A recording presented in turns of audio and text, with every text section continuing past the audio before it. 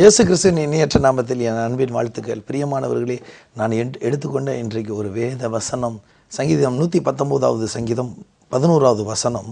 நான் உமக்கு விரோதமாக பாவம் செய்யாதபடி உமது வாக்கை என் இருதயத்தில் வைத்து வைத்தேன். தாவீது சொல்லுகிறார். அவர் பாவம் செய்யாமல் இருப்பதற்கு ஒரு தருணத்தை நமக்கு கற்றுக் கொடுக்கிறார். தாவீது என்ன சொல்லுகிறார்? தாவீது, நான் உமக்கு விரோதமாய் பாவம் செய்யாதபடிக்கு உமது வாக்கை என் இருதயத்தில் வைத்து வைத்தேன். தாவீது சொல்கிறார், பிரியமானவர்களே, உமக்கு விரோதமாக நான் பாவம் செய்யாதபடிக்கு உமது வாக்கை என் இருதயத்தில் வைத்தேன். பிரியமானவர்களே, ஆண்டவருடைய வார்த்தையை என் இருதயத்தில் வைக்கும் பொழுது என் வழிகள் பிசகாது, என் வழிகள் பிசகாது.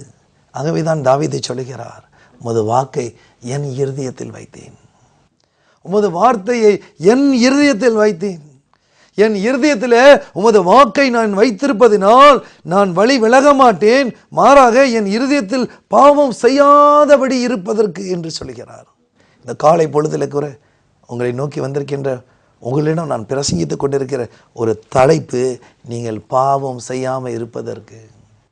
நீங்கள் பாவத்தை விட்டு உதறி தள்ளி பரிசுத்தமாய் வாழ்வதற்கு உங்களுக்கு தேவையானது ஒன்று, தேவனுடைய வார்த்தை உங்களுடைய இருதயத்தில் தங்கி இருக்க வேண்டும். தாவீது சொல்லுகிறார், உம்முடைய வாக்கை என் இருதயத்தில் வைத்திருந்தால் நான் உமக்கு விரோதமாக பாவம் செய்ய முடியாது. ஆண்டவரே, ஆண்டவருடைய வார்த்தையை தன் இருதயத்தில் இருக்கும் பொழுது ஒரு மனிதன் பாவம் செய்ய முடியாது.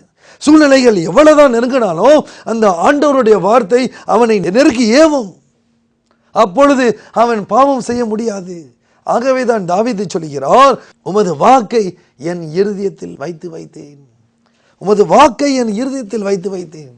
இன்றைக்கு அநேகர் சொல்கிறார்கள், என் இருதயத்திலேருந்து உன்னை நேசிக்கிறேன் என்று, என் இருதயத்திலேருந்து நான் உனக்கு சொல்கிறேன் என்று.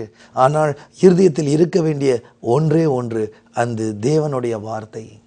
அந்த தேவனுடைய வாக்கை நம்மளுடைய இருதயத்தில் வைக்கும் பொழுது, பிரியமானவர்களே, ஒரு மனிதன் பாவம் செய்ய முடியாது. அவன் தேவனால் ஆட்கொள்ளப்படுகிறான், தேவனால் ஆட்கொள்ளப்படுகிறான், தேவனோடு ஒரு ஐக்கியப்படுத்துகிறான், தேவனுடைய ஒரு தொடர்பு வைத்திருக்கிறான். ஆகவே தான் தேவன் விரும்பாத காரியத்தை அவனால் செய்ய முடியாது. ஆகவே தான் தாவீது சொல்கிறார், உமக்கு விரோதமாக நான் பாவம் செய்யாதபடிக்கு என் இருதயத்தில் உமது வாக்கை வைத்தேன். இந்த வசனம் மிகவும் உங்களை தேற்றும் என்று நான் விசுவாசிக்கிறேன். மிகவும் உங்களை பரிசுத்த வழிக்குள்ள நடத்தும் என்று நான் கிறிஸ்துவுக்குள்ள நான் நம்புகிறேன். பிரியமானவர்களே, தாவீது மாத்திரம் இல்லை, யாத்ராகமம் 19ஆம் அதிகாரம் 5வது வசனம் சொல்லுகிறது, இப்பொழுது நீங்கள் என் வாக்கை உள்ளபடி கேட்டு என் உடன்படிக்கையை கை கொள்வீர்களானால் சகல ஜனங்களிலும் நீங்கள் எனக்கு சொந்த சம்பத்தாய் இருப்பீர்கள், பூமி எல்லாம் என்னுடையது. பிரியமானவர்களே, மோசையோடு தேவன் சொன்ன வாக்குத்தத்தங்கள் பாருங்கள். இப்பொழுது நீங்கள் என் வாக்கை உள்ளபடி கேட்டு என் உடன்படிக்கையை கை கொள்வீர்களானால் சகல ஜனங்களிலும் நீங்கள் சம்பத்தராய் இருப்பீர்கள்.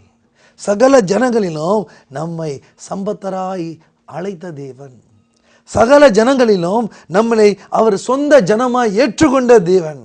ஆகவே தான் அந்த தேவன் சொல்லுகிறார், என் வாக்கை உங்கள் இருதயத்தில் வையுங்கள். அது மாத்திரம் இல்லை, என் வாக்கை கேட்டு என் உடன்படிக்கை செய்து நீங்கள் கை கொள்வீர்கள் என்றால் சகல ஜனங்களிலும் சம்பத்தராயிருப்பீர்கள், பூமி என்னுடையது என்று வேதம் சொல்லுகிறது. பிரியமானவர்களே, இந்த காலை வேளையிலே உங்களை அன்போடு கேட்டுக்கொள்கிறேன், இனி ஆண்டவருடைய வார்த்தைக்கு விரோதமாக, ஆண்டவருடைய வாக்கைக்கு விரோதமாக, ஆண்டவர் விரும்பாத காரியங்களை செய்யாதபடிக்கு அவருடைய வார்த்தையை உங்களுடைய இருதயத்தில் வைத்துக் கொள்ளுங்கள். அவருடைய நியாய பிரமாணங்களை ஆண்டவருடைய வார்த்தை இருதயத்தில் வைத்துக் கொள்ளுங்கள்.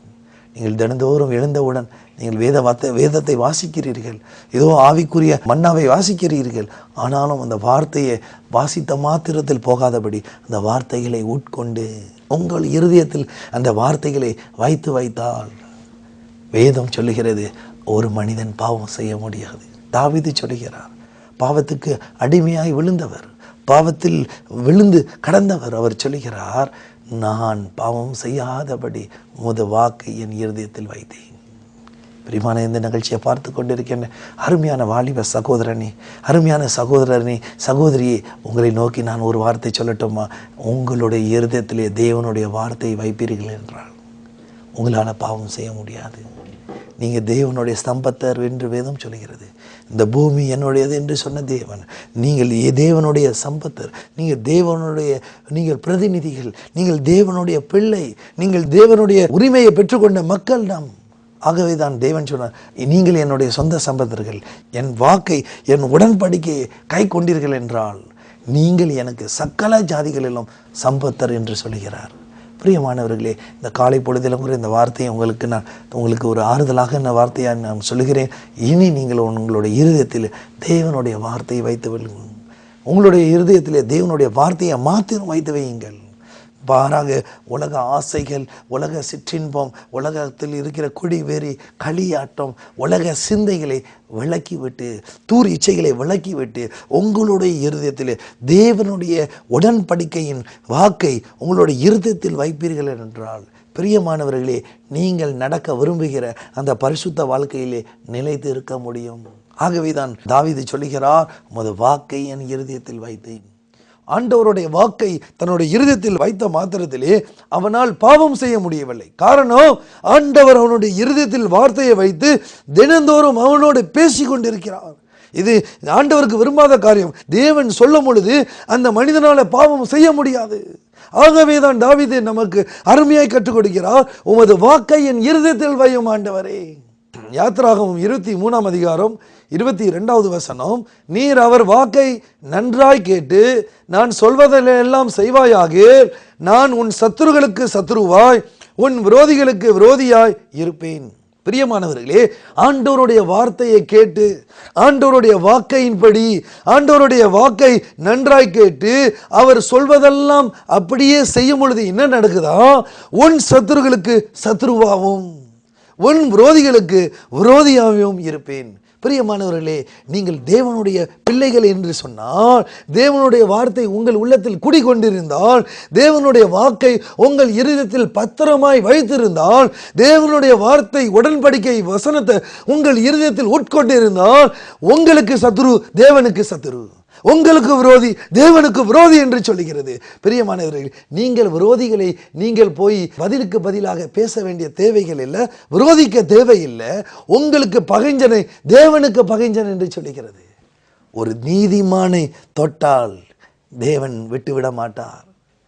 அவருடைய வாக்கை பற்று உறுதியுடன் கொண்டிருக்கிறவன் பாக்கியவான், அவனை தேவன் நேசிக்கிறான்.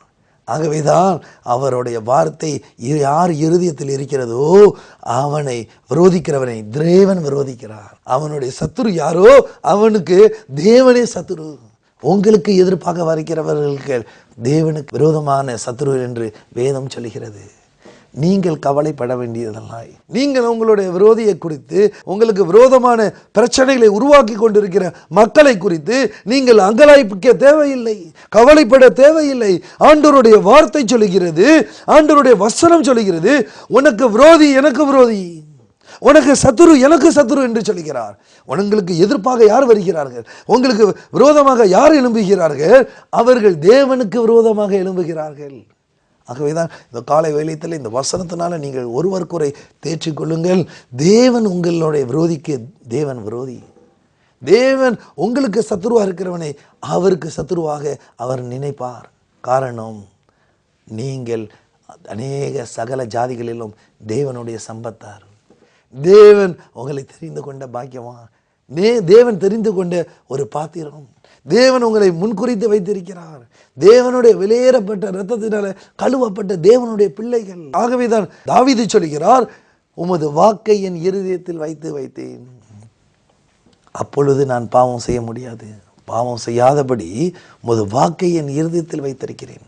பிரியமானவர்களே, ஆண்டவருடைய வார்த்தையை நீங்கள் ஆராய்ந்து பார்க்கும் பொழுது, ஆண்டவருடைய வார்த்தை உங்களுடைய இருதயம் என்னும் அந்த பொக்கிஷத்தில் நீங்கள் போட்டு வைக்கும் பொழுது, வேதம் சொல்லுகிறது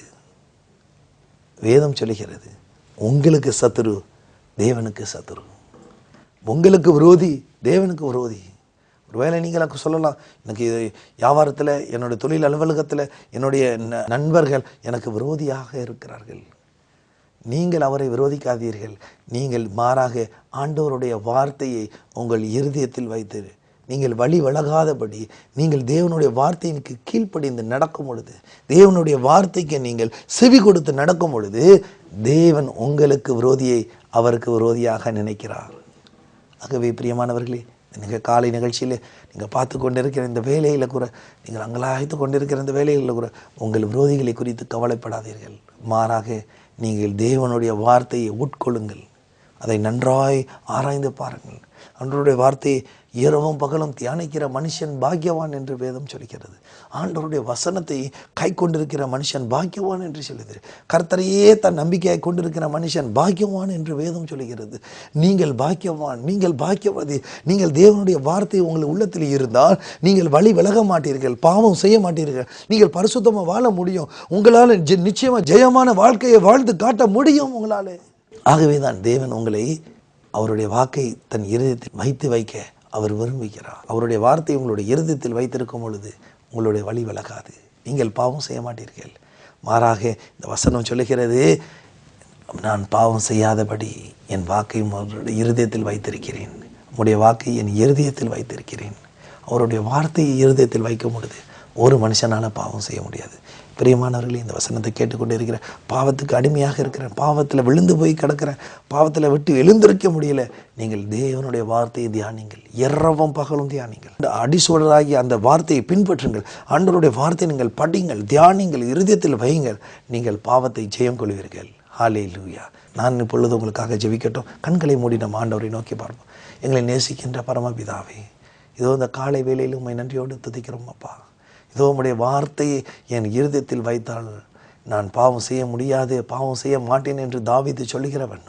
ஆண்டவரே, நான் பாவம் செய்யாதபடி உம்முடைய வசனத்தை எங்கள் ஒவ்வொருடைய இருதயத்தில் வைப்பீராக. இந்த வசனத்தை கேட்டுக்கொண்டிருக்கிற ஒவ்வொருடைய இருதயத்தில் உம்முடைய வார்த்தைகள், உம்முடைய வசனம், உம்முடைய வாக்கு, உம்முடைய உடன்படிக்கை ஒவ்வொருடைய இருதயத்தில் இறங்குவதாக.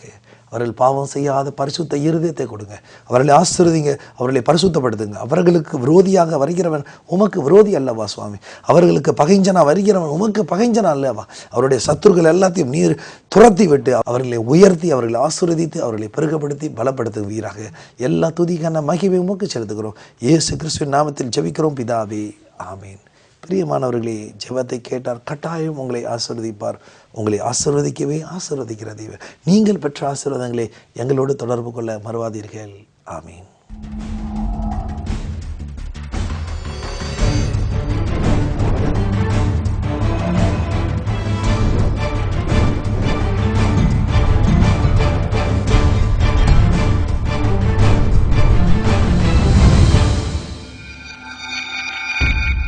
அன்பானவர்களே, எங்கள் ஊழியத்தின் வாயிலாக மாதந்தோறும் எழுப்புதல் நற்செய்தி கூட்டங்கள், முழு இரவு ஜெபங்கள், வாலிபர் நற்செய்தி கூட்டங்கள் மற்றும் வெள்ளிதோறும் உபவாச கூட்டங்களும் நடைபெறுகிறது. உங்கள் ஜெப தேவைகளுக்கும் மேலும் ஆலோசனைகளுக்கும் நீங்கள் எங்களோடு தொடர்பு கொள்ள வேண்டிய முகவரி: சுவிசேஷகர் சகோதரன் ஆல்பர்ட், தொலைபேசி எண் 009595141425, இமெயில் albert HTUN